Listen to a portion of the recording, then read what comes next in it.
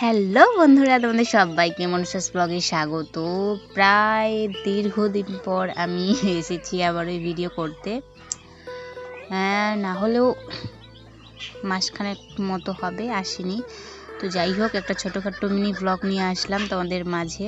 আজকে আমাদের গ্রামের মানে আমাদের বাড়ির সামনে যে পুকুরটা ছিল, বাম সাইডের পুকুরটা, ওই পুকুরটাতে মানে কি দিয়েছে, গ্যাস ট্যাবলেট দিয়েছে, যার জন্য মাছগুলোকে সবাই ধরতে এসেছে। দেখো একটা এই যে আদিবাসীর ছানাপোনা, আর ও মাছ ধরতে এসছে। মানা তোর সঙ্গে খেলায় মগ্ন হয়ে পড়েছে আর কি বলবো তোমাদেরকে। আর দেখতে পাচ্ছ চারিধারে শুধু জনমানুষ আর জনমানুষ। এগুলো হচ্ছে আদিবাসী যারা হ্যাঙ্গার নিয়ে দাঁড়িয়ে আছে পুকুরের ওখানে। যে এগুলো হচ্ছে বাঁশ দিয়ে তৈরি হয়, বাঁশ আর নেট জাল দিয়ে। আমরা হ্যাঙ্গার বলি, তোমরা যে কী বলো জানি না। যদি তোমরা অন্য কিছু বলে থাকো তো অবশ্যই আমাকে কমেন্টে জানাবা তোমাদের ভাষায় কী বলে। এই যে দেখতে পাচ্ছ দুইজন নেমেছে, দুইজন না অনেকজনই নেমেছে, কিন্তু দুইজনকে দেখতে পাচ্ছি হ্যাঙ্গার নিয়ে নেমে আছে।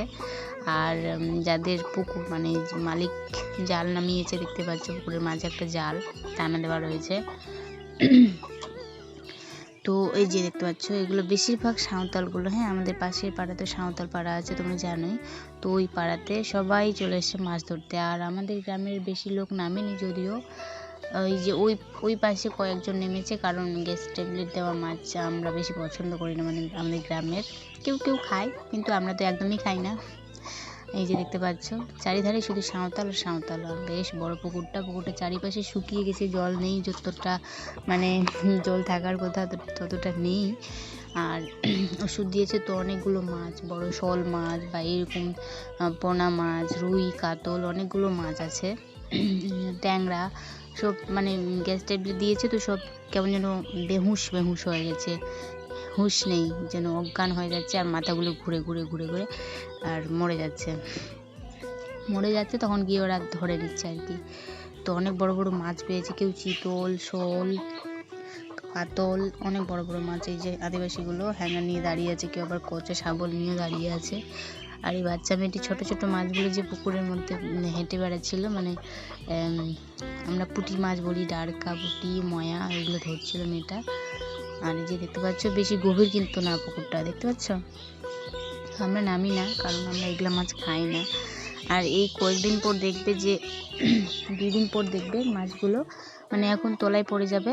আর 2 দিন পর আমাদের বাড়ির দরজার সামনে বেরোনোও যাবে না, কারণ এত গন্ধ, মানে মাছগুলো মরে পচে ভেসে উঠবে। তো আমাদের যে দ্বিতীয় দরজাটা আছে দক্ষিণমুখী, ওই দরজাটা দিয়ে বের হওয়া যাবে না, এত গন্ধ। আমি কী বলবো, মাছ জিনিসটা এত দুর্গন্ধ, কী বলবো। আর যেটা বেশি মাছ ছিল আর কি, সেগুলো ওরা তুলে নিয়েছে, যার পরে একটু ছিল, এগুলো এখন লোকগুলো ধরবে আর কি। বেশি নেই, মানে আছে অল্প একটু, সেগুলো লোকগুলো ধরছে। আর এই যে আমার মানা সোনা, তার ফ্রেন্ড পেয়েছে, আদিবাসী পাড়ার ফ্রেন্ডকে অনেক দিন পর পেয়েছে, তার জন্য গল্প করতে শুরু করেছে, খেলতে শুরু করেছে। আর আমি ভাবলাম তোমাদের সঙ্গে শেয়ার করি। বহুদিন যাবত আমি ব্লগ করিনি, তোমরা হয়তো জানবে। 1 মাসের মতো হয়ে যাচ্ছে, কারণ রমজান মাসটা পুরোটাই আমি কোনো ব্লগ দিইনি তোমাদেরকে, এতটাই ব্যস্ত ছিল বলতে গেলে। আর একটু অসুস্থ তো ছিলামই বটে। তো কেমন লাগলো অবশ্যই জানাই। টাটা।